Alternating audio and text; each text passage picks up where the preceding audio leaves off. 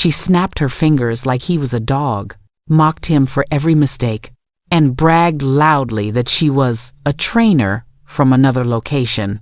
What she didn't know was that the entire restaurant was about to give her the most unforgettable birthday song of her life, and it would cost her everything.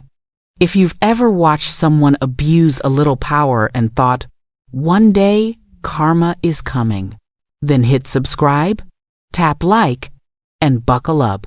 Because this isn't just revenge. This is professional, surgical, perfectly justified justice. Let's dive in. Back in 2015, before life got complicated, before responsibilities stacked up like unpaid bills, I was grinding my way through nursing school. To survive, I waitressed. Not just anywhere, but at that kind of restaurant. The kind that didn't advertise. No coupons. No billboards. Just reputation. Word of mouth only. Which meant one thing. Behavior mattered. I'd been there for months. Long enough to earn trust. Long enough that management quietly leaned on me to help new hires when the official trainers stepped away.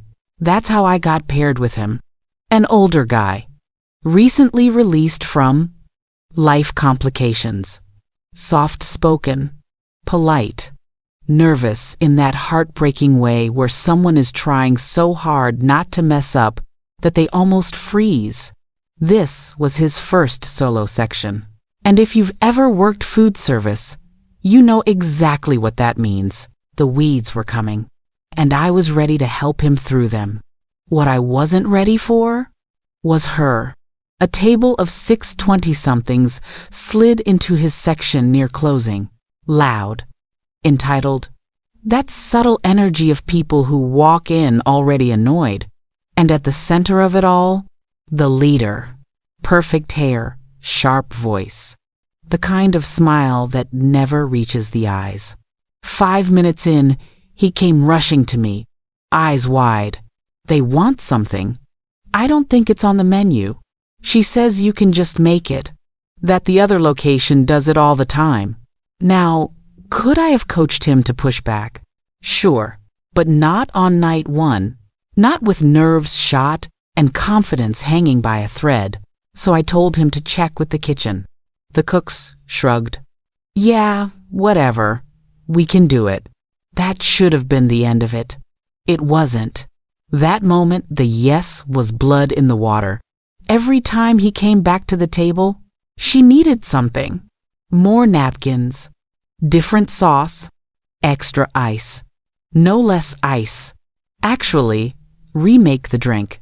She never waited. Never said please. Never gave him space to breathe. I watched his shoulders tighten. His hands shake when he wrote orders. Every time he turned around, she waved him down again. Snap. Snap.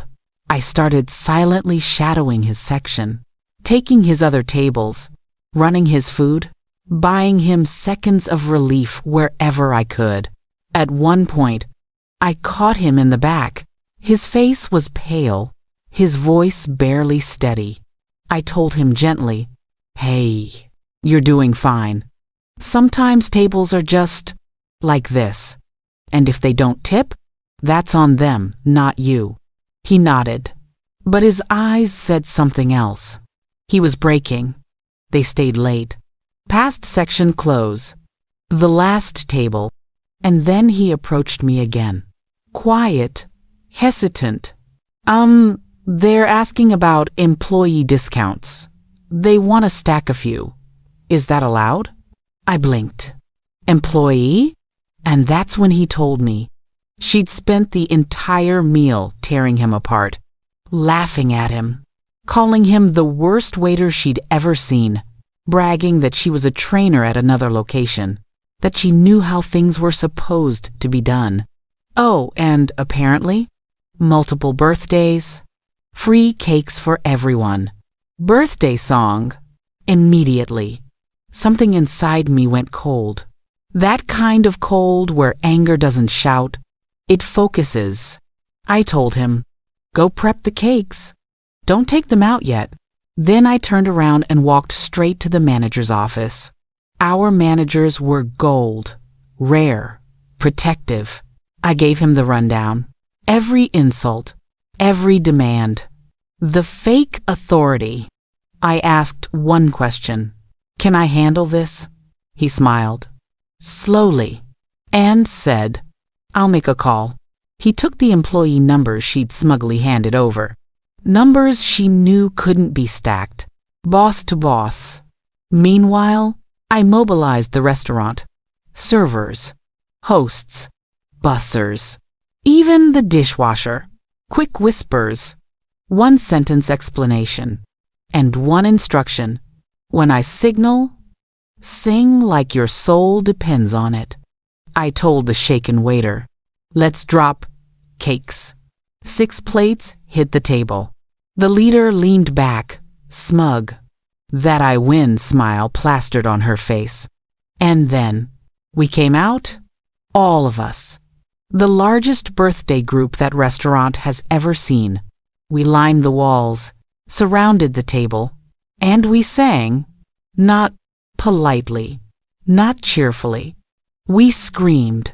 Our restaurant's birthday song was long, echoey, and in that corner booth, the sound bounced back like a weapon. Smiles vanished. Hands flew to ears. They flinched. I saw her confidence shatter in real time.